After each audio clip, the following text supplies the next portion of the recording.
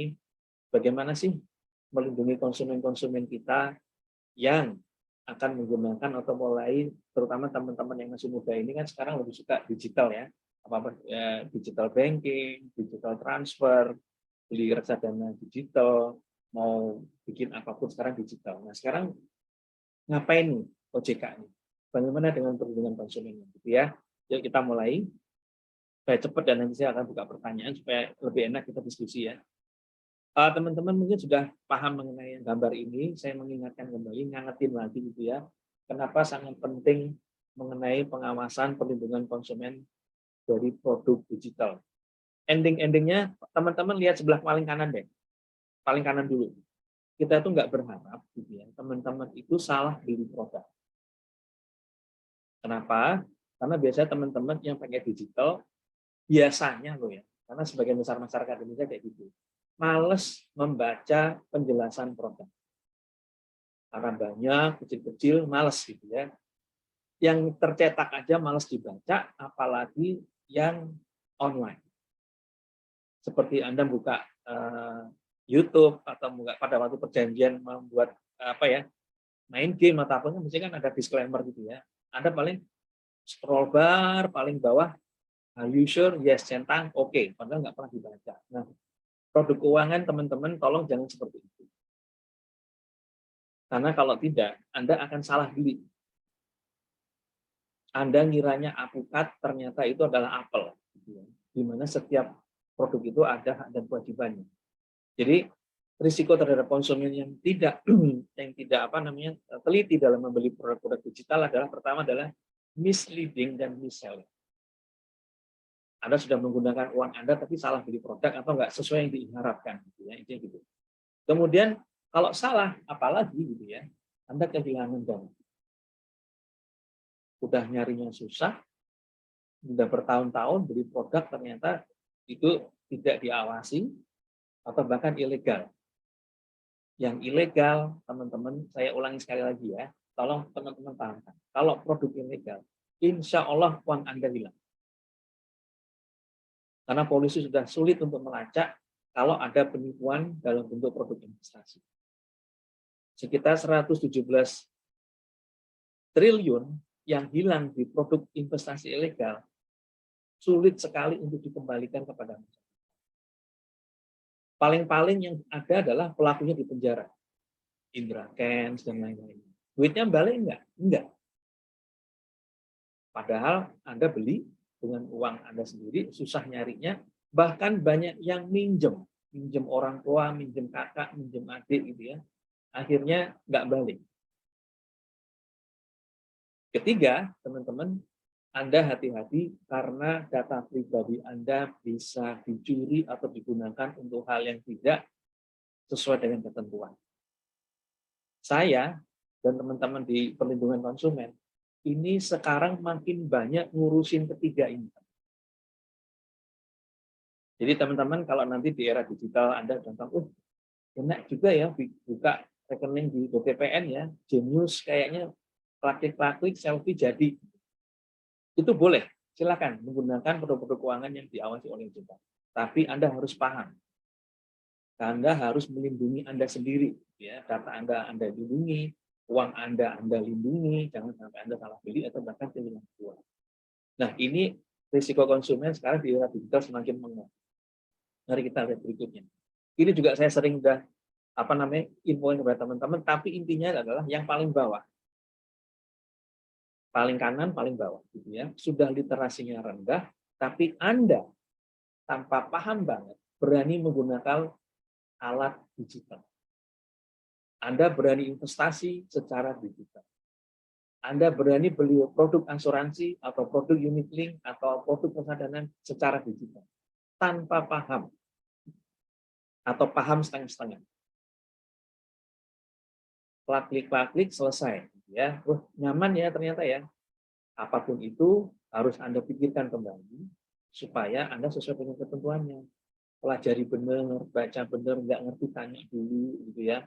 Konfirmasi dulu. Udah mau beli, baca lagi sekali lagi, benar nggak ini sesuai dengan kemampuanku, sesuai dengan kebutuhanku gitu ya, sesuai dengan yang aku inginkan, baru Anda melakukan pembelian.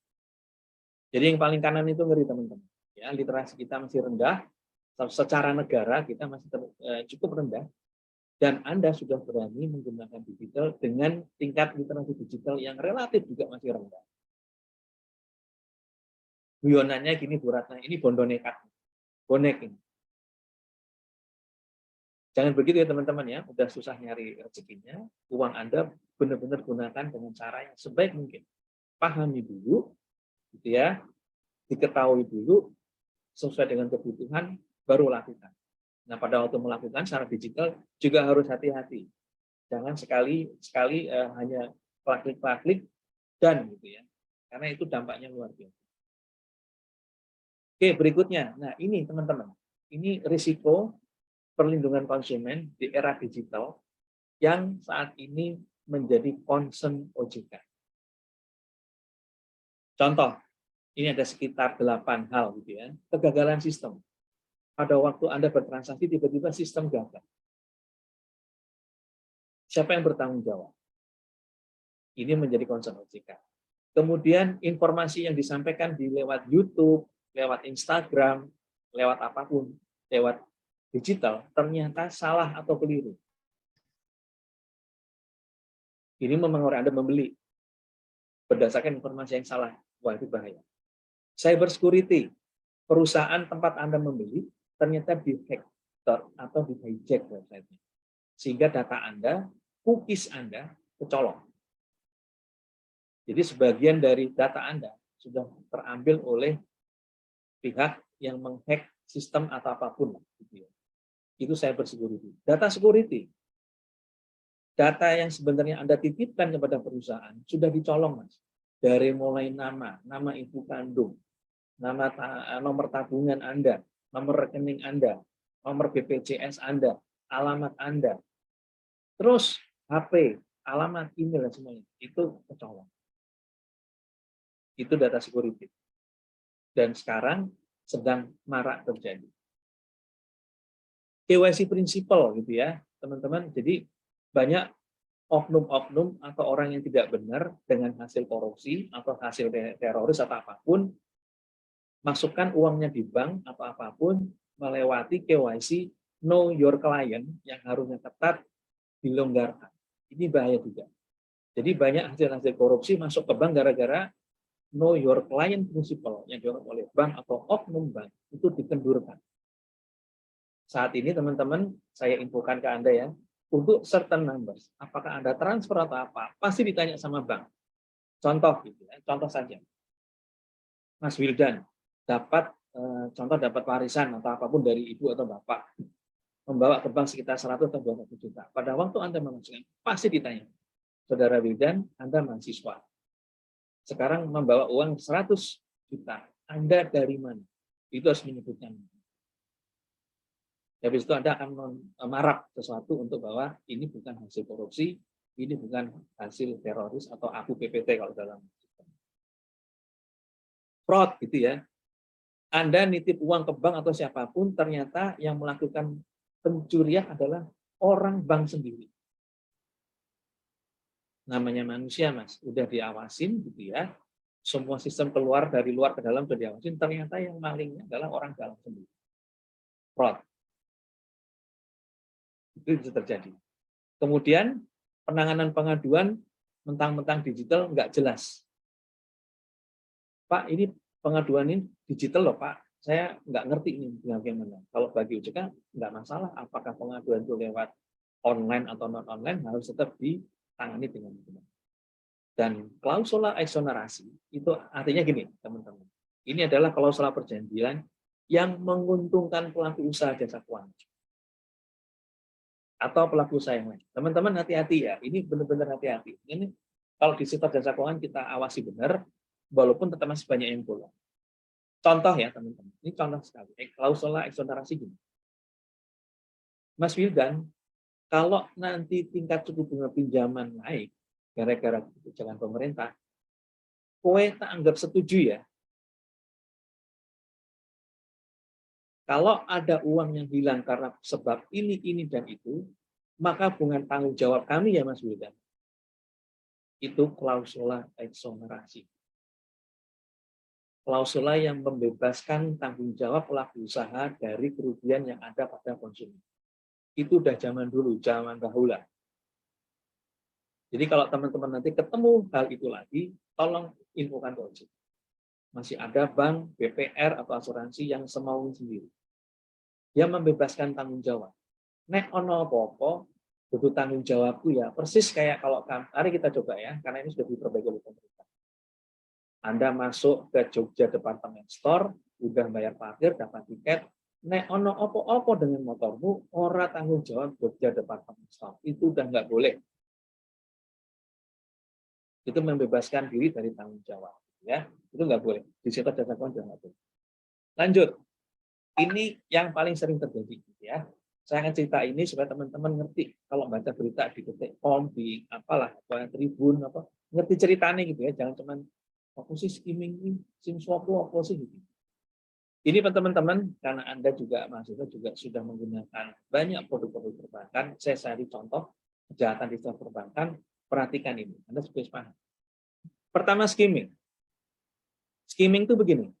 Tindakan pencurian informasi dengan cara menyalin informasi yang terdapat pada strip magnetik kartu debit Anda pada waktu masuk ATM atau kartu kredit pada waktu Anda menggunakan.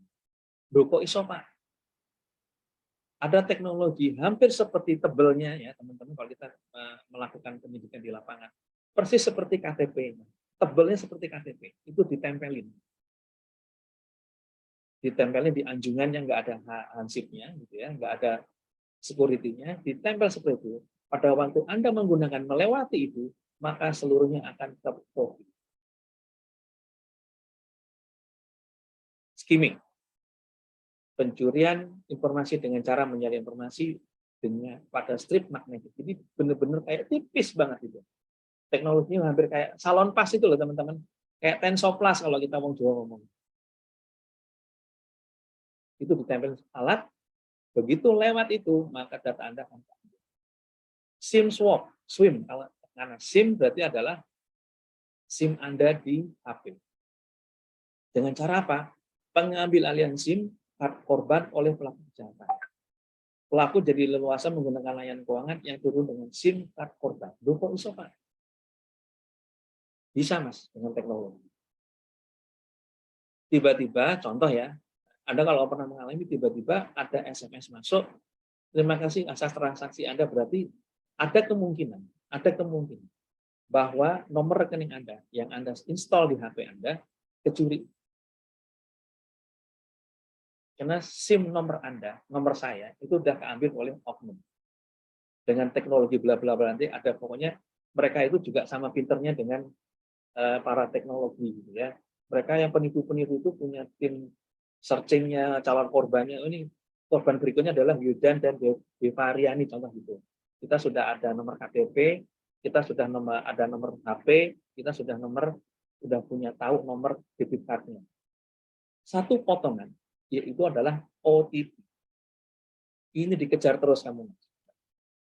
Jadi mereka punya lembaga riset sendiri, korban berikutnya siapa, terus dicari. Nah, yang paling sering sekarang lagi kita terima di Jakarta adalah social engineering atau SOCENG. Setelah dapat uang saku tadi, nomor rekening, nomor apapun gitu,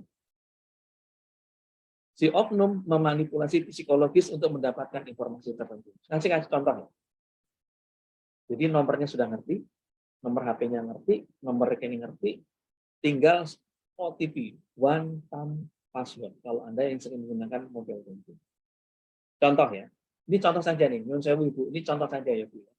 Ibu Rana ditelepon, perhatikan ya, untuk nomor bank itu ada aplikasi yang sudah di take down oleh Kominfo, tapi terus ada gitu ya, ini kurang ajar nomor.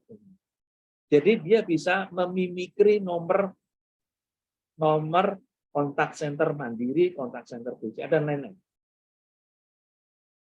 Mimikri ya, Mas. Jadi enggak exactly, tapi memirip gitu ya. Tiba-tiba Ibu ditelepon, sugeng enjing Ibu, Assalamualaikum, ini ada info bahwa ada transaksi dari kartu debit Ibu sebanyak 4 juta. Apakah benar, Bu? Oh, bukan Pak, saya lagi ngejar ini.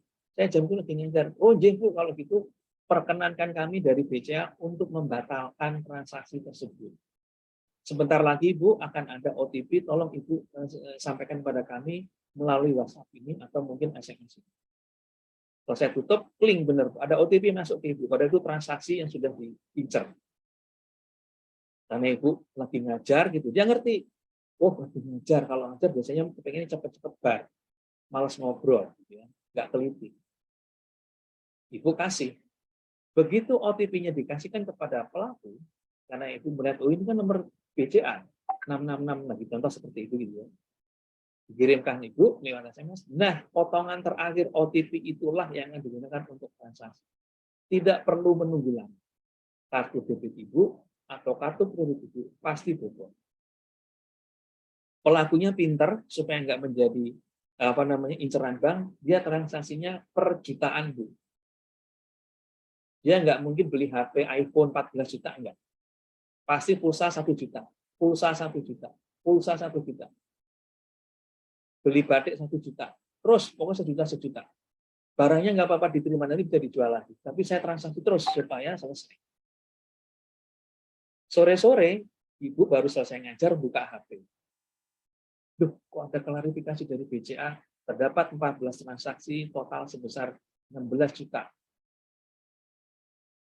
Kemudian Ibu protes ke BCA, saya nggak melakukannya. Dan BCA akan menanyakan, Ibu tadi ada OTP yang disampaikan ke orang nggak? Saya sampaikan ke BCA, Ibu mohon maaf, petugas bank manapun tidak boleh menanyakan OTP.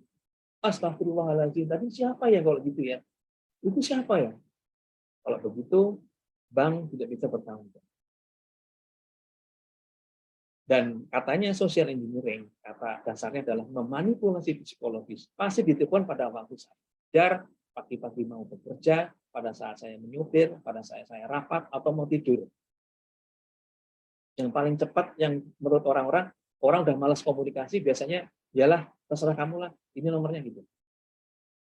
Ini sedang marak di Jakarta.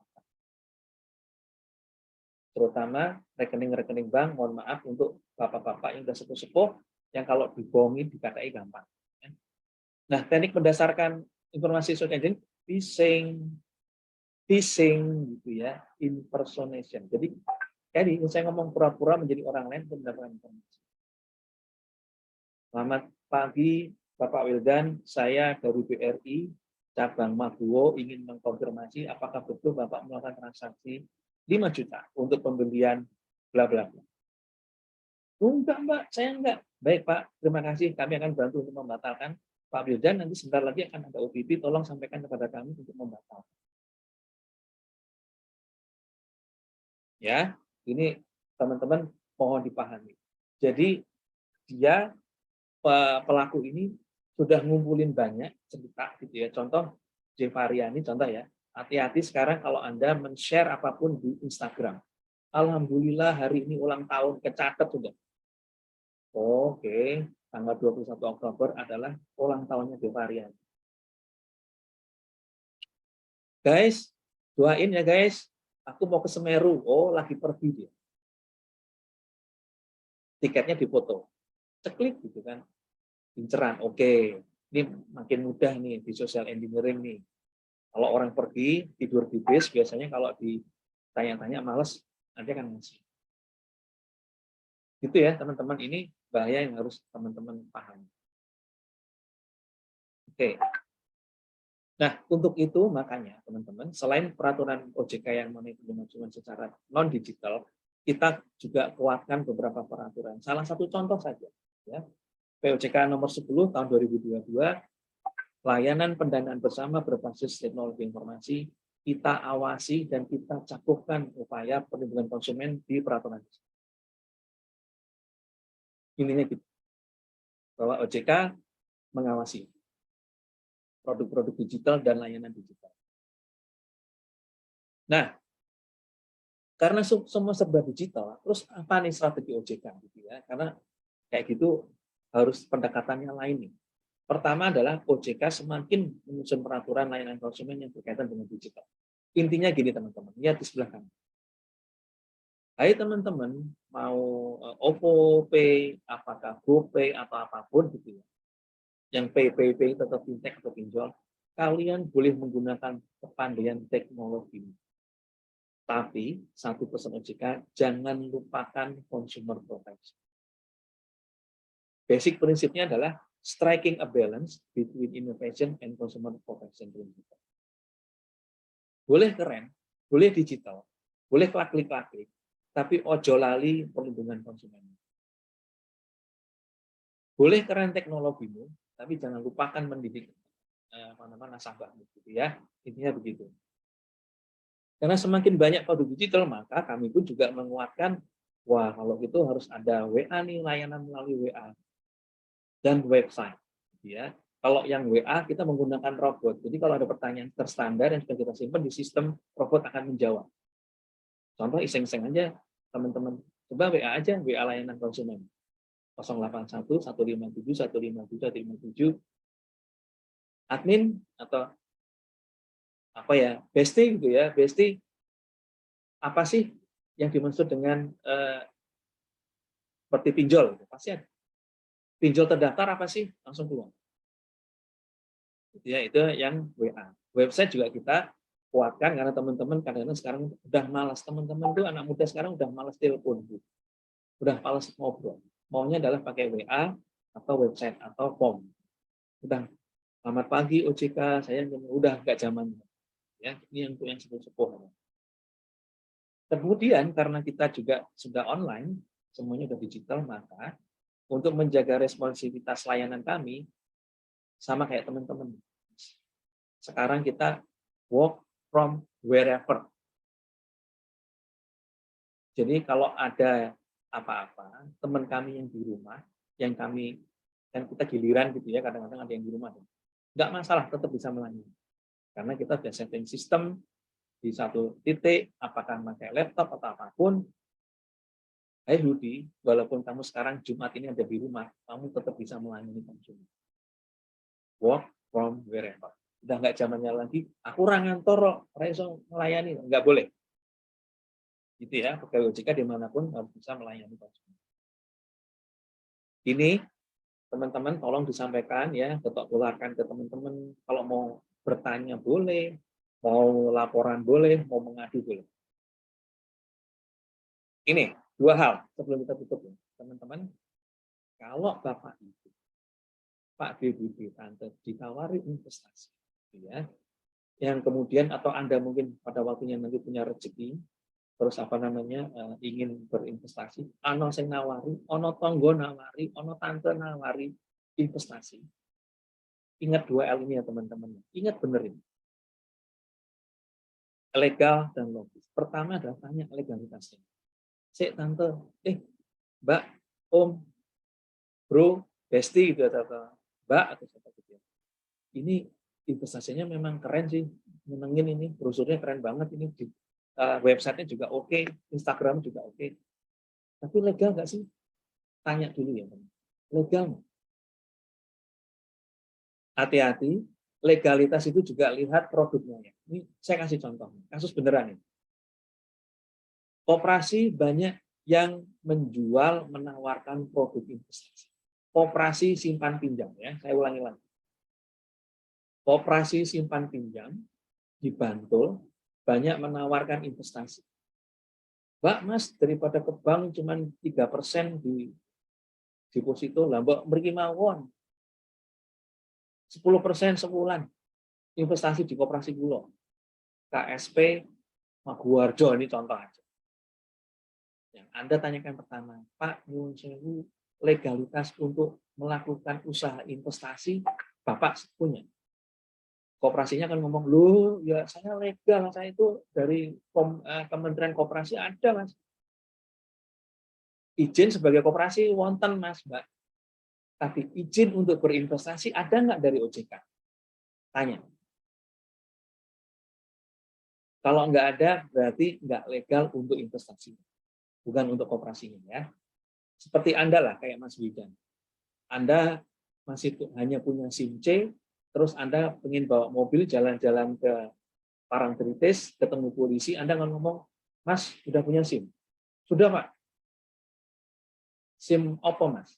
SIM C. Wah, ya raiso, gua mobil kok SIM C. SIM A.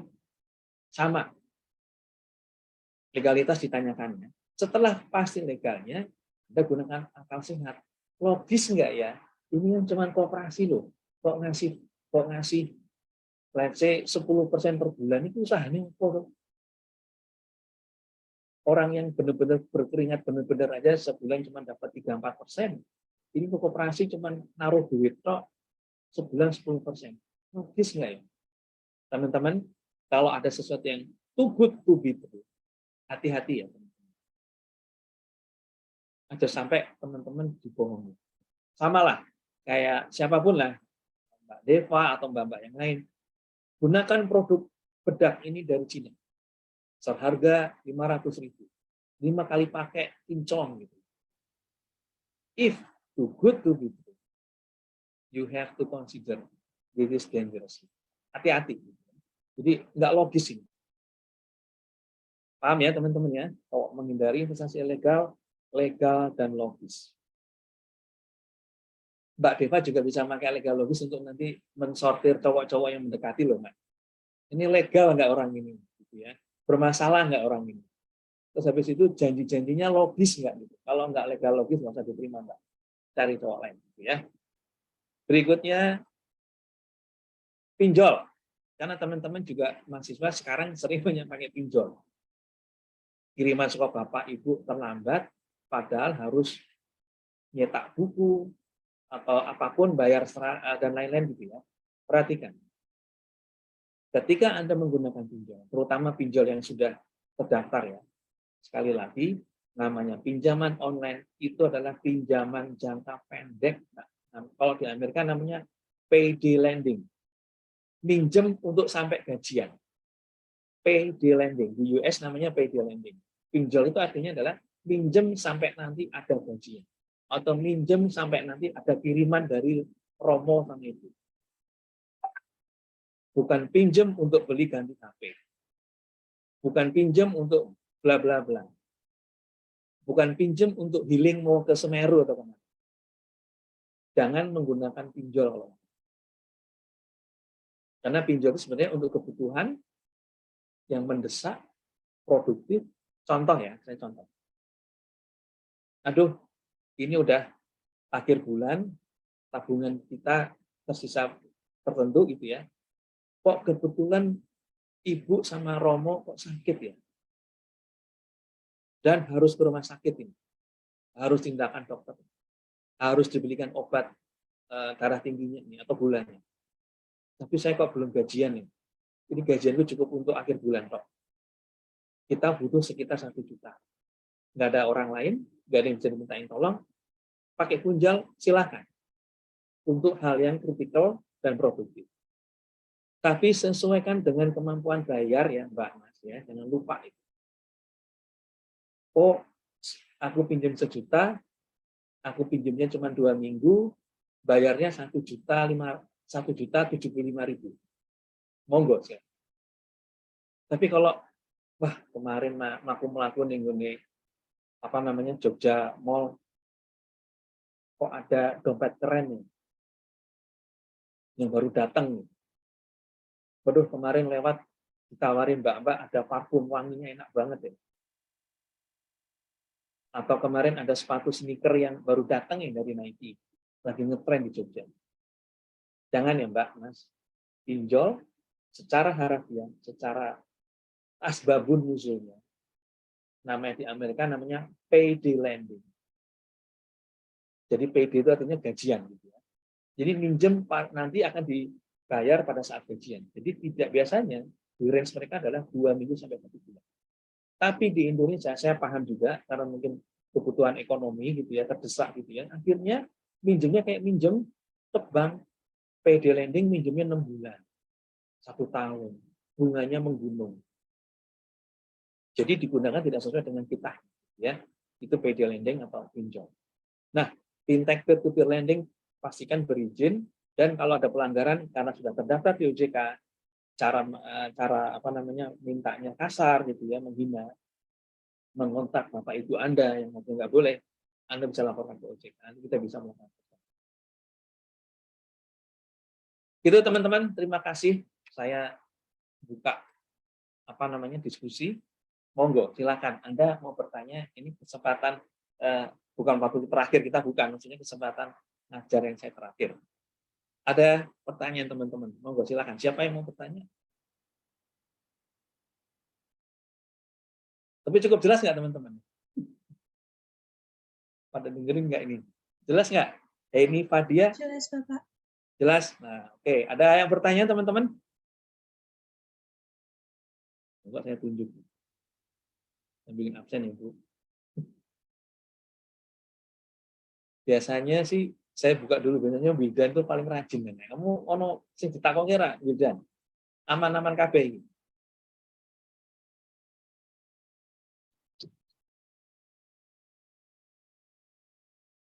Ada pertanyaan teman-teman? Oh ini. Oke, ini langsung tangannya bertanya ini. Oke, Wildan dulu deh. Wil, ada tanya nggak, Wil? Ini sebenarnya ada dua ya Pak, yang mau saya tanyain gitu Pak. Tapi coba Silakan. satu dulu. Jadi waktu itu sedikit cerita dulu ya Pak, izin. Waktu bulan lalu itu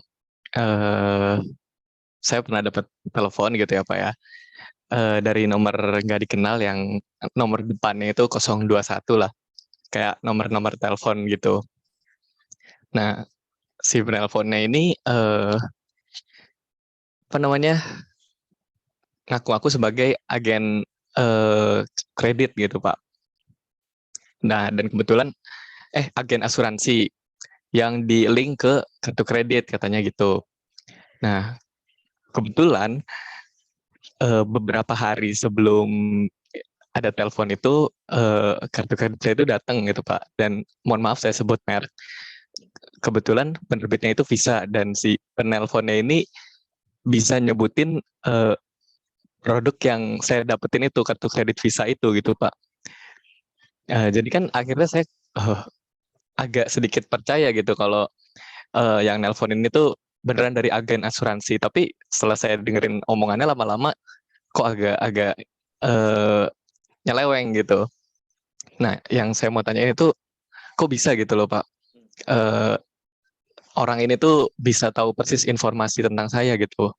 Tentang itu kredit yang saya dapetin serta penerbitnya gitu sampai produknya gitu. Oke. Saya Bu Rata, saya lupa kesupen kalau Bu. Harusnya kemarin saya share, saya kemarin mengundang direktur. Jadi gini teman-teman, nanti Anda kan sudah mahasiswa ya, download Undang-Undang Perlindungan Data Pribadi. Sudah disahkan oleh Presiden tanggal 17 Oktober. Please do Anda download, gitu ya, baca dengan baik. Kemarin saya seminarkan, saya undang direktur dirjennya, tapi dirjen yang datang, yang hadir adalah direktur. Saya lupa share Bu, harusnya saya share ke Ibu, mungkin teman-teman bisa join gitu ya. Saya buka webinar sampai 5.000 link gitu ya, jadi teman-teman sebenarnya bisa join. Itu absolutely dilanggar Mas peraturannya. Anda kalau mau melaporkan boleh. Itu berarti ada kebocoran data yang saya sampaikan tadi. Enggak boleh data Anda, konsumen sebagai kredit atau pemegang kartu kredit, itu berarti data Anda di-share atau dijual kepada agen asuransi. Itu kalau ketemu sama saya, selesai itu. Saya akan laporkan perusahaannya, nah udah dari perusahaan apa, saya pasti akan laporkan. Jadi tidak boleh ya, teman-teman. Itulah yang salah satu poin utama yang ada di Undang-Undang Perlindungan. Ternyata nggak pakai R, teman-teman. Perlindungan. Undang-Undang Perlindungan Data Pribadi 17 Oktober kemarin baru disahkan oleh Presiden. Jadi pada waktu Anda mau membagi, itu harus ada konsen dari Mas Wildan. Contoh, ya, atau kredit dari BCA. BCA kan menanyakan ke Anda. Di perjanjian loh ya, Mas Wildan, tolong ditulis apakah Anda setuju atau tidak setuju membagikan data ini kepada perusahaan asuransi A, B, C. Kalau tidak ada itu, tidak boleh. Berarti itu melanggar, Mas. Dan teman-teman, saya, karena ini saya semua nih Bu, ngomong Jawa. Teman-teman saya pesan ya, kalau ada orang nelpon yang nggak ada hubungan dengan Anda, sebagai orang Jawa, nggak apa-apa ngomong, sorry, nggak berminat, tutup aja, Mas. Ya, gitu ya. Kalau nggak, nanti malah kemana-mana. Sekarang biasakan kalau Anda nyimpen nomor HP, contoh Wildan dapat WhatsApp dari Reza atau mungkin dari Bu Ratna Seri Dewi gitu ya, Ratna Seri Dewi. Kalau Anda nggak kenal nomornya, nggak usah diangkat, Mas. Karena salah satu social engineering adalah menggunakan ketidakenakan orang Jawa untuk menutup HP. Menutup, aduh, sakit wong iki wis cerewet banget, tak tutup. Ora apa-apa. Tutup langsung. Mohon maaf, saya tidak berkenan. Makasih ya. Tetap dengan sopan, dengan klub gitu aja, yang itu juga gitu ya. Mohon maaf Mbak, Mas, saya nggak berminat, saya tutup ya. Karena kalau orang Jawa dieksplorasi, banyak korban social engineering karena orang Jawa itu sungkan untuk menolak, sungkan untuk menutup. Jadi Mas Widan, sekali lagi itu melanggar ketentuan. Ya, itu ya Mas Widan kira-kira ya, itu nggak boleh harusnya. Kemudian Oh saya iya, geser, baik Pak. oke, saya geser ke Ismarani. Silakan Mbak Ismarani. Halo. Ya Pak, mohon maaf ya Pak sebelumnya tidak bisa on cam. Izin bertanya Pak, sekarang kan banyak ya Pak social engineering, modusnya juga beragam, seperti meminta uang kembalian gitu loh Pak. Terus ada yang mendapatkan hadiah dari Shopee atau Lazada. Nah kemarin tuh sudah ada 2 teman saya itu Pak, sudah yang tertipu gitu Pak, yang dia tuh diminta kode kode OTP. dari Shopee, iya betul Pak. Nah itu tiba-tiba tuh di Shopee Pay-nya tuh habis gitu loh Pak. Nah itu ditransfer di counter di luar Pulau Jawa.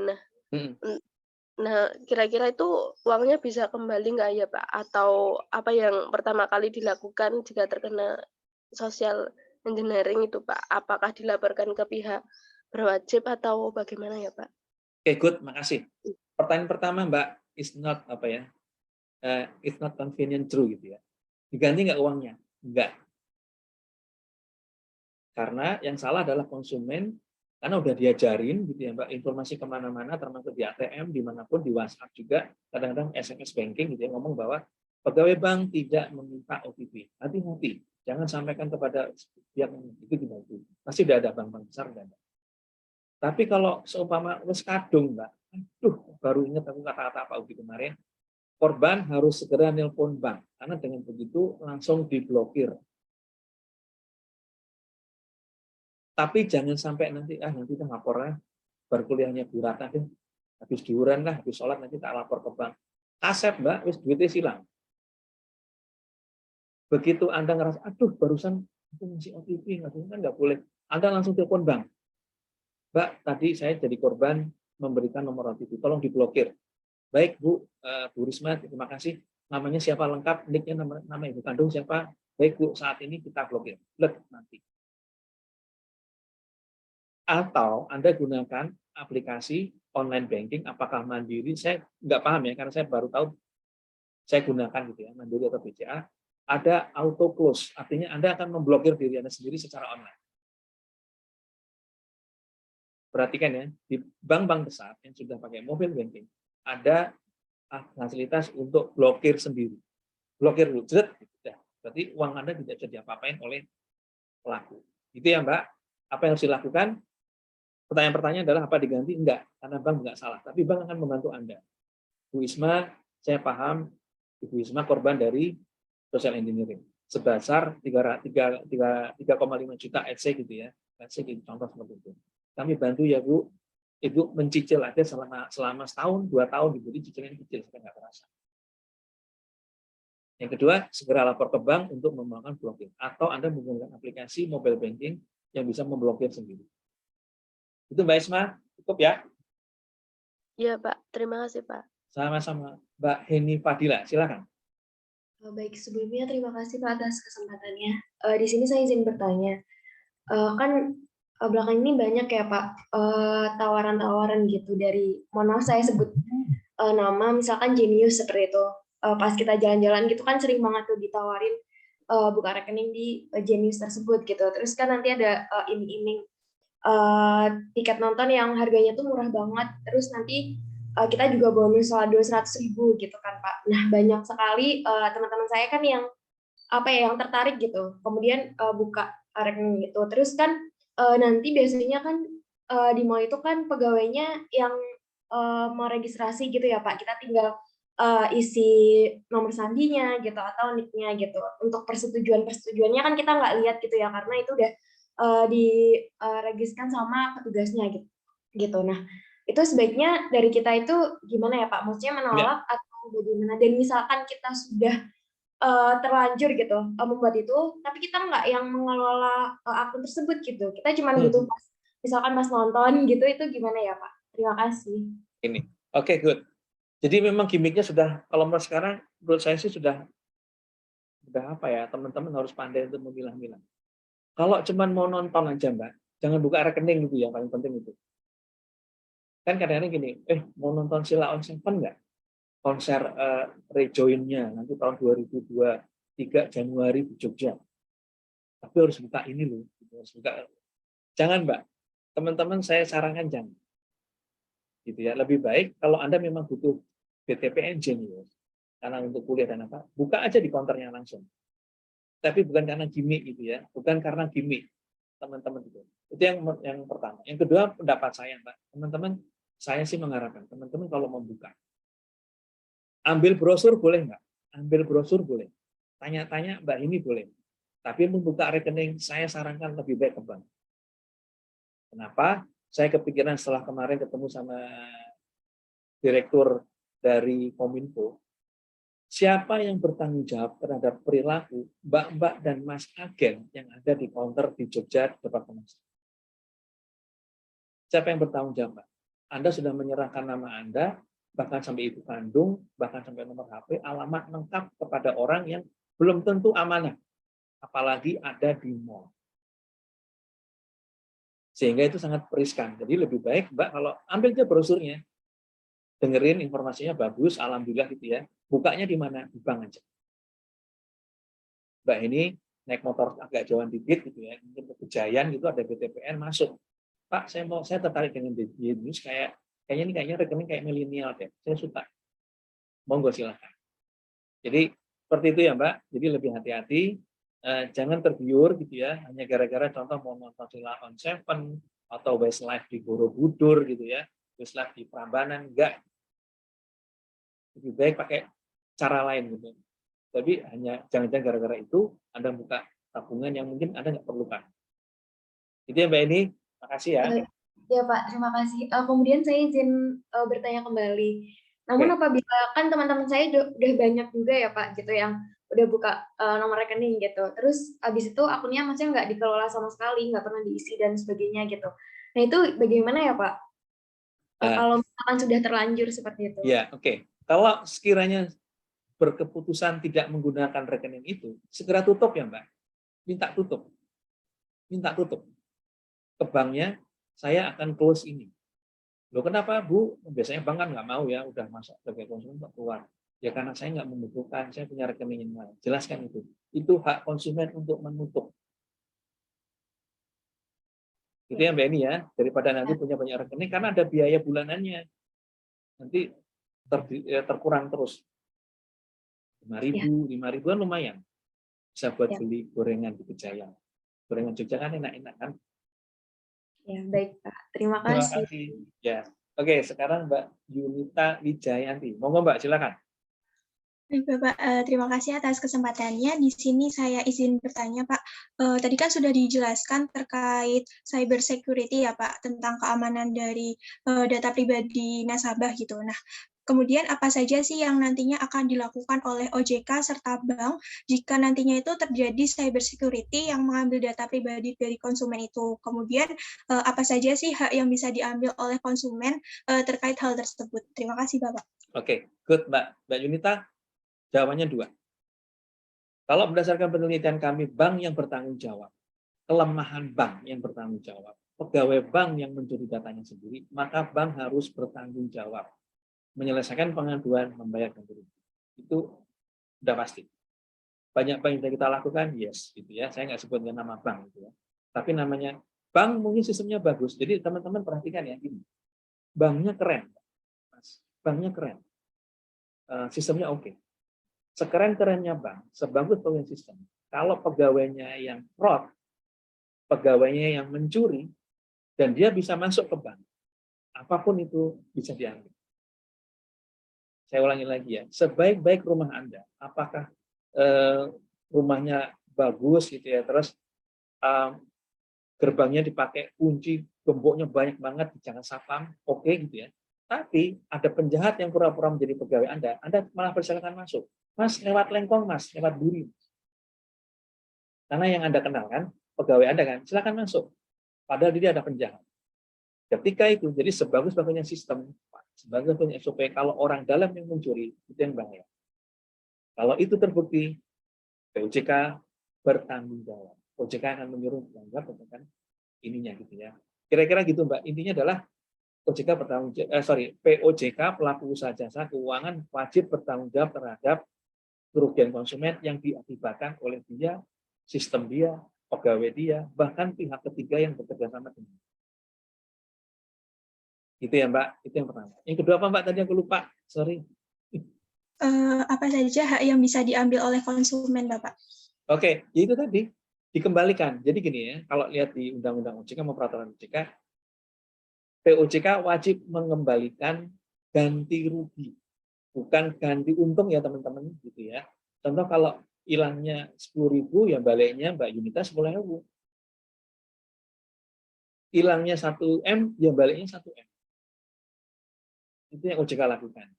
Kalau dia mau menggugat di luar non kerugian, contoh ya, gara-gara kamu aku stres, gara-gara stres aku sakit, sehingga aku minta ganti rugi 1 miliar plus 100 juta untuk pengobatanku. Itu OJK tidak bisa membantu. Yang dimintakan ganti adalah yang 1M. Yang 100 jutanya silahkan menggugat secara perdata di pengadilan. Itu ya Mbak Yunita kira-kira ya. Semoga membantu ya. Izin menanggapi Bapak. Silakan. Tadi kan dijelaskan terkait jika dari kayak pelanggaran dari pihak dalamnya sendiri gitu ya Pak. Nah kalau semisal cyber security-nya itu dari semacam hacker gitu-gitu, seperti apa ya Pak? Oke, good. Sepanjang pemahaman saya, salah satu bank, karena sudah banyak kasus yang dilandung oleh bank, kan data Anda sudah masuk ke rumahnya bank kan? Ngerti nggak? Datamu, uangmu, itu udah masuk ke sistem bank. Sebagai bank yang dipercaya untuk menjaga datamu, menjaga uangmu, kan harus bertanggung jawab, Pak. Sehingga kalau di-hack orang lain yang bisa membobol bank, secara resmi loh ya, pintunya dibobol di depan, dibobol lewat sistem tersebut, terus diambil uangmu sekitar 5 juta hilang. Bank harus mengganti yang itu. Karena kan uang dan datamu udah dititipkan. Dan kamu membayar biaya operasional tiap bulan. Itu ya Mbak Yunita. Jadi bank tetap bertanggung jawab terhadap itu. Baik Bapak, satu pertanyaan lagi ya Pak, kalau diperbolehkan. Tadi kan kalau misalkan kita kerugiannya itu berbentuk uang gitu akan digantikan. Nah, misal itu data pribadi dari kita, itu seperti apa pertanggungjawaban dari OJK atau dari pihak bank ya Pak? Pertanyaannya itu abot gimana? Karena ini adalah yang non finansial ya. Tentunya dampak itu kan nggak tahu kita akan seperti apa ya. Begitu datamu diambil satu keluar, apakah oleh oknum disebarkan ke 5 orang menyebarkan ke 25 orang, kemana-mana data itu, kita nggak bisa handle. Tapi, yang ini mari kita lihat bareng-bareng. Dengan berlakunya UU PDP, maka ada sanksi pidana loh ya, terhadap pelaku yang sampai membocorkan atau lengah dalam menjaga. Makanya teman-teman, undang-undang ini baru. Perhatikan ya, sanksinya ada banyak. Sanksi pidana ada, sanksi perdata ada, sanksi dendanya ada. Ya itu Mbak, yang kamu tanyakan itu sebenarnya baru terjawab oleh UU PDP. Makanya nanti download, pelajari, baca gitu ya. Karena kan baru berlaku 17 Oktober ini. Mari kita lihat bagaimana pemerintah dalam hal ini nanti ada namanya seperti lembaga yang akan melakukan kayak OJK ya, mengawasi apapun itu pelaksanaan PDP. Bukan Kominfo ya, tapi lembaga independen yang akan melaksanakan itu. Jadi mari kita lihat Mbak Yunita. Jika terjadi itu, apa yang akan dilakukan oleh lembaga tersebut. Karena ada pidananya, ada dendanya, ada sanksi. Jadi baru Mbak, mari kita lihat apa yang terjadi kemudian. Itu ya Mbak Yunita ya. Baik Bapak, terima kasih banyak atas jawabannya. Sekarang Mbak Afifah Widianingrum. Baik, terima kasih Pak Udi atas waktunya. Saya izin bertanya. Jadi belum lama ini saya dan teman saya itu di WA dari salah satu bank itu yang foto profilnya tuh Bank BRI gitu Pak. Jadi di situ tuh saya di chat kalau ada penarikan setiap per bulan gitu sebesar 150.000. Kalau misalnya nggak bales itu dianggap setuju, kalau bales itu berarti nggak setuju. Terus teman saya bales tidak setuju Pak. Tapi dibalas lagi dengan BRI itu bilang kalau misalnya tidak setuju hari itu juga harus mentransfer sebesar 650. Nah, itu tuh apa yang harus dilakukan dan apakah membahayakan data dan isi dari rekening tersebut, Pak? Ya, Terima kasih. Oke, Mbak, itu hoax, Mbak. Hoax kalau kita ngomong. Itu hoax. Dan sudah dilakukan klarifikasi oleh manajemen BRI bahwa ini hoax. Jadi kenapa BRI itu menjadi paling sering, nih ya teman-teman, kenapa Anda belajar keuangan, literasi keuangan itu sangat penting. Ini yang saya ngomongin tuh ini. Kenapa ini saya nggak, karena udah ada di mana-mana ya. Kenapa BRI yang disasar gitu? Karena BRI itu ada di seluruh Indonesia dari mulai pegawai tinggi sampai petani. Petani yang sepuh-sepuh, pensiunan, paling gampang diginikan. Paling gampang digertak, paling gampang dibohongi. Dan itu hoax. Akhirnya kalau teman tadi melakukan itu dan percaya, mohon maaf Mbak, hoax itu, pelaku itu, fraud itu bukan pegawai BRI. Yang dilakukan BRI apa? Wah, kenceng-kencengan Mbak. Info ke website, info ke detik.com, semua. Bahwa hai teman-teman, hai para nasabah yang hati ini adalah hoax. Tapi dari sekian juta nasabahnya yang dibutuhkan, pasti ada yang dapat kan? Sekitar 1.000 aja yang jadi korban, lumayan. Nah, ini hoax. Ini nggak ada kaitannya dengan BRI. Anda hanya sebagai korban penipuan aja. Itulah kenapa kalau kita ngomongin perlindungan konsumen, literasi edukasi itu nomor 1, teman-teman. Pinter ke wong supaya sadar mengenai itu nomor 1, bukan tindakan perlindungan konsumen. Minterin. Itu yang saya kemarin saya ngomong ya, nanti Mbak Afifah pada waktunya nanti punya putra, punya putri gitu ya, nanti sekolah di SD, TK gitu. Anda nggak bisa nongkrongin tiap hari, ini bocah iki mangan apa wae. Itu adalah tindakan represif. Yang Anda lakukan adalah tindakan sebelumnya, memperbaiki. Jadi sebelum represif, Anda mengedukasi. Nah, Dek, nek jajan, ojo tuku sing ngene-ngene ya. Ajarin dia. Warnanya cerah, bikin batuk, banyak pecin, sehingga dengan tertanam di sini, dia bisa melindungi dirinya sendiri. Itulah yang OJK lakukan, mengedukasi. Kayak pagi hari ini, kayak sesi ini, maka saya terima kasih dengan duratan saya punya kesempatan untuk mengajari ini, dan nanti insya Allah Anda bisa keluar ke adik, kakak, ke orang tua gitu. Jadi edukasi seperti ini sangat penting dalam perlindungan konsumen. Gitu ya Mbak Afifah, berarti temannya itu menjadi korban bukan oleh BRI, tapi oleh oknum dengan mensosialisasi engineering, memanipulasi perilaku tadi. Teman-teman yang sekarang anak muda ini, karena Anda punya akses internet di mana-mana, gampang kok, gampang cara ngeceknya. Nggak usah pakai tahu websitenya apa, nggak usah. Anda searching, Anda praktekkan sekarang deh Mbak Afifah, cari HP-nya, hoax, contoh ya, BRI menawarkan ini hoax gitu, ketik aja apa yang Anda mau, gitu.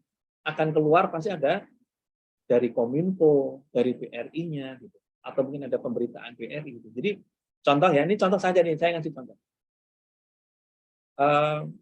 Kampus gitu ya, kampus teman-teman lah, UNY libur 1 tahun. Gitu. Anda tidak perlu loh, kalau mau berklarifikasi boleh ke Bu Ratna atau mungkin ke admin gitu ya. Tapi Anda kebetulan lagi di ujung sana di Bandung. Waduh, enak banget nih. Kampus libur 2 bulan, bener nggak sih? Ini hoax nggak sih? Anda tinggal ketik UNY libur 1 bulan hoax, klik search, pasti ada. Kalau memang sudah diklarifikasi oleh UNY, pasti ada. Gitu ya teman-teman ya, Mbak Fifah ya. Jadi teman-teman, saya ikut berprihatin, jadi temannya yang jadi korban, dan itu sangat riskan kalau seumpama sempat menyampaikan data pribadi. Makanya teman-teman gitu ya, sesi 6 kali kita ini, saya sebut adalah sesi Anda untuk mempersiapkan hidup Anda. Ini bukan kuliah. Ini adalah kemampuan hidup Anda. Kenapa? Karena Anda harus bisa mengamankan uang Anda, harta Anda sendiri yang Anda cari secara susah payah, secara halal. Gunakan uang Anda. Ini adalah sebenarnya ilmu mengenai hidup, bukan kuliah ini sebenarnya. Supaya Anda nanti pada waktu-waktunya menggunakan keuangan, ngerti mana yang bahaya, mana yang enggak, mana yang harus dilakukan, mana yang enggak dilakukan, mana yang harus dilakukan, perlu dilakukan, mana yang tidak perlu dilakukan. Salah satunya ini Mbak Afifah, gitu ya. Jangan sampai Anda sekarang Anda dapat uang dari orang tuanya udah susah-susah nyari duit, menjadi korban. Mesake kan, sayang, 650.000 itu banyak. Itu ya Mbak Afifah ya. Menanggapi itu nanti dari rekeningnya akan berdamai nggak ya Pak? Oh enggak. Saya yakin enggak. Anda cuma dibohongin aja transfer ke situ. 650-nya hilang. Bank enggak ganti, karena itu hoax. Baik Pak, terima kasih Pak. Sama-sama Mbak. Terakhir Mbak Rahmanda. Silakan Mbak Rahmanda. Baik, sebelumnya terima kasih atas kesempatan yang diberikan ya Bapak. Jadi seperti yang kita ketahui tadi bahwa tingkat literasi keuangan masyarakat di Indonesia ini rendah ya Pak, seperti yang dijelaskan tadi. Nah kemudian menurut Bapak, bagaimana sih kami sebagai mahasiswa bisa membantu, bisa memberikan aksi nyata, langkah apa sih yang bisa kita lakukan sebagai mahasiswa untuk membantu meningkatkan literasi keuangan masyarakat di Indonesia. Jadi selain kita belajar, kita juga bisa menjadi penggerak gitu untuk meningkatkan literasi keuangan masyarakat di Indonesia. Bagaimana Bapak? Terima kasih. Oke, makasih Mbak Rahmanda, ini keren banget gitu ya. Keren banget ini pertanyaan. Anda sebagai muda, sebuah ngapain? Apa namanya? Ngapain nih kita gitu. Mungkin sekalian ada ibu nih. Satu, sebagai pribadi, Anda kan punya jari nih ya, gitu yang bisa minimal bisa membantu ya. Anda sebarluaskan Mbak, pemahaman Anda, ilmu kita ngobrol ini di Instagram Anda, apakah di FB Anda, atau di mana pun, atau di Twitter. Tolong sampaikan ke teman-teman gitu ya.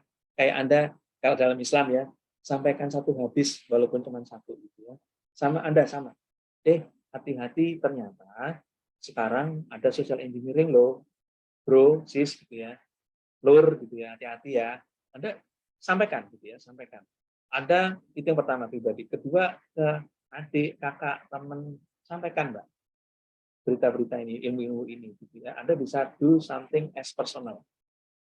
Anda berkiprah di Karang Taruna, ceritakan. Pakai bahan-bahan saya ini untuk menceritakan, gitu ya. Anda punya minimal keluarga inti Anda, bapak, ibu, romo, ibu, nggak salah. Jangan jadi korban, gitu ya. This as personal. Secara organisasi, Bu Ratna, karena kami sudah pernah mencobanya, saya nggak tahu kapan saya lupa, tapi teman-teman dari Direktorat Sekolah. Ini UGM pernah melakukan KKN tematik. Dengan cara apa? Kita akan supply bahan-bahan dan kita supply mengenai bahan itu. Kemudian teman-teman KKN dengan cara apa? Menyebarkan luas. Salah satunya ya, mendidik masyarakat, menginfusikan masyarakat, mengedukasi masyarakat tentang keuangan. Cari tempat di pojok-pojok di Gunung Kidul atau mungkin pantai Indrayati yang memang nggak benar-benar ngerti. Masih banyak nelayan yang nggak ngerti. Ternyata ada loh BPJS. Ternyata ada loh asuransi nelayan yang cuma 50.000 per tahun. Ternyata ada loh. Jadi Anda mendekatkan masyarakat yang nggak paham, dipahamkan, kemudian dibutuh ke dalam. Caranya dia dibutuh ke dalam. Saya paham bahwa tidak semua orang bisa belanja produk keuangan, iya. Contohnya ya, aduh Mas, untuk hidup aja susah, suruh ikut BPJS. Boro-boro ngomongin rekening bank Mas, untuk makan aja susah. Enggak masalah. Tapi ilmu itu tetap Anda bisa tularkan sesuai dengan, jangan gini ya, Anda ke nelayan, sampean ajari mengenai dagang saham. Enggak nyambung teman-teman. petani di Gunung Kidul, Anda ngomongin unit link, nggak nyambung. Tapi sesuai dengan produknya. Oh, kalau petani berarti ada asuransi petani, ada BPJS Kesehatan, siapa menang ya, asuransi kesehatan, asuransi demam berdarah. Ada loh teman-teman, asuransi demam berdarah, setahun cuma bayar 50.000, nanti kalau kena demam berdarah, gratis. Jadi gitu Pak, secara personal Anda bertindak secara personal gitu ya, gunakan jari Anda, gunakan Instagram Anda, gunakan Facebook Anda, gunakan TikTok Anda, Twitter Anda gitu ya, untuk menyampaikan hal yang baik mengenai ini. Gitu ya. Caranya ya Pak, lihat aja konten di kontak 157, konten di OJK, konten yang ada dari OJK, manfaatkan. Anda ambil, Anda teruskan gitu ya, supaya menjadi ilmu bagi orang lain. Secara institusi tadi Bu Ratna, siapa tahu mungkin Bu Andi bisa dipikirkan namanya KKN tematik. Waktu zaman saya dulu, gitu ya, waktu saya di UPN, saya di Kendal itu tematiknya adalah membantu petani ayam. Bagaimana caranya membuat mengajukan kredit ke bank yang benar gimana? Karena banyak petani di sana butuh dana, akhirnya kena rentenir, tapi kenapa pakai rentenir? Takut sama bank. Masuk ke bank aja takut, Pak. Saya ngomong sama orang banknya udah takut. Gitu ya. Gimana caranya, Pak? Ya saya dekatkan dengan orang BRI. Saya bikinkan prospektus bagaimana minjem bank. Di bank BRI cuma segini, kalau Anda pakai rentenir segitu. Alhamdulillah bisa terjadi, bisa kita dekatkan antara dia dengan BRI, dan saya dapat oleh-oleh durian Bu, banyak dari petani. Waktu itu terjadi. Kira-kira gitu ya. Oh, temannya langsung nongol lagi. Temannya ada yang mau nanya enggak? Teman sebelahnya baru nongol ini. Siapa namanya? Mau tanya enggak Mbak? Mau tanya enggak Pak, udah cukup paham. Oh, ya, tak kira nongol main takok Mbak. Oke teman-teman. Ya Ibu. Ada yang ditanyakan lagi? Kalau enggak, saya Bu Ratna, Bapak Ibu, teman-teman semua, matur nuwun. Ya, saya sudah diberikan kesempatan untuk sharing, diskusi dengan teman-teman. Saya ngomong diskusi ya, teman-teman, jangan ini kuliah. Saya enggak ngasih kuliah, ini diskusi. Sekali lagi saya ada dua hal. Pertama adalah inklusi keuangan, literasi keuangan itu adalah ilmu hidup ya, teman-teman. Anda akan menggunakan ini. Anda akan menggunakannya ini pada waktu nanti, waktunya Anda sudah punya rezeki sendiri, pada waktu Anda nanti berumah tangga, pada waktunya Anda akan mengelola keuangan keluarga. Apakah sebagai kepala keluarga, apalagi kepala keluarga nih, contoh seperti Wildan. Anda harus mantap di sini. Dan juga tentunya penting juga buat adik-adik perempuan yang nanti menjadi seorang ibu. Terutama Wildan ini, cowok-cowok yang nggak nongol mungkin harus dengerin. Anda kepala keluarga, Anda harus menjamin, kalau saya sakit, if ada rezeki saya sakit, atau rezeki saya diambil sama yang di atas itu ya, saya sudah nyiapin apa ke anak istri saya. Perhatikan itu ya, Anda adalah generasi sandwich, Anda insya Allah ya, kalau Bapak Ibu sakit mendoakan. Tapi jangan hanya mendoakan. Kalau Bapak Ibu Anda sakit, jangan hanya mendoakan. Do something. Lakukan, Anda menabung, Anda siapkan rezeki Anda. Jika orang tua membutuhkan, Anda harus tampil ke depan. Ya, jangan cuma mendoakan. Anda harus tampil ke depan. Bapak Ibu Anda sudah susah payah bekerja, teman-teman, membiayai Anda, maka belajarlah dengan baik. Yang kedua adalah belajarlah dengan baik, teman-teman. Orang tua sudah susah mencari rezeki buat anak sekolah, jangan main-main. Kudu dadi wong, teman-teman ya. Orang yang pintar, orang yang soleh, salehah, gitu ya, orang beriman, dan siap untuk bekerja, nanti bertanggung jawab pada saatnya Anda diperlukan oleh keluarga. Saatnya Anda diperlukan orang tua. Sekali lagi, saya sarankan Anda, kalau mendoakan itu pasti ya. Mendoakan itu pasti ya teman. Insya Allah kalau Bapak Ibu sakit apa enggak. Tapi pada waktunya mereka perlu bantuan, Anda jangan cuma berdoa. Do something. Maju sebagai yang bisa membantu teman-teman. Makanya sekali lagi belajar yang baik. Teman-teman ini pesan saya. Terima kasih, semoga bermanfaat ilmu saya gitu ya. Bukan ilmu ding, sharing aja gitu ya. Tidak menutup kita tidak menutup komunikasi teman-teman, Bapak Ibu semuanya, kita tetap bersilaturahmi nanti. Insya Allah saya kalau ke Jogja saya mampir, saya kepengin banget ke Jogja teman-teman, saya kangen sama Broncos Alkit gitu ya. Saya akan insya Allah nanti kalau ke sana akan langsung menuju 2 tempat, Kopi Klotok sama Broncos alun-alun Kidul, Bu. Itu udah pasti saya pasti akan ke sana gitu ya. Insya Allah kalau saya punya waktu, saya ketemu pulang ke Jogja. Ingin menikmati lagi Jogja. Anda yang sudah kuliah, menikmati itu. Masa paling enak itu kuliah loh teman-teman. Makanya ini jangan jangan istilahnya. Apalagi kuliahnya di Jogja gitu ya. Wah pokoknya top banget nih pokoknya. Gunakan waktu untuk belajar, berkarya yang baik. Semoga berkah untuk kita semua. Jadi gitu Ibu Ratna, matur nuwun atas waktunya. 6 kali mata kuliah sudah saya sampaikan, moga-moga bermanfaat ya teman-teman. Tolong ketok tularkan kepada teman-teman, pada saudara gitu ya, supaya bermanfaat. Kurang lebihnya minta maaf. Assalamualaikum warahmatullahi wabarakatuh. Waalaikumsalam. Waalaikumsalam warahmatullahi wabarakatuh. Waalaikumsalam Terima warahmatullahi kasih, Pak. wabarakatuh. Terima kasih Bu Ratna. Sampai ketemu lagi teman-teman ya. Nanti kalau saya ketemu di jalan, saya disapa. Baik, monggo-monggo Bu. Assalamualaikum. Waalaikumsalam warahmatullahi wabarakatuh. Terima kasih Pak Udi. Kami Bu.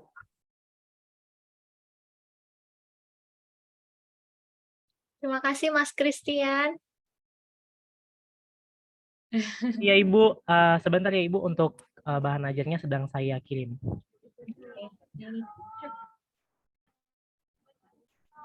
Mungkin ada yang mau nanya-nanya sama Mas Christian? Sebelum kembali bekerja ya Mas Christian. Sudah terkirim ya Ibu ya. Nanti saya kirim juga ke WhatsApp ya Bu. Baik, terima kasih banyak Mas Christian ya. Mohon maaf banyak salah. Ya nggak apa-apa Ibu. Saya juga terima kasih untuk Ibu sama teman-teman sekalian karena udah merhatiin dari awal, dari pertemuan pertama sampai pertemuan terakhir. Semoga jadi ilmu yang bermanfaat ya teman-teman.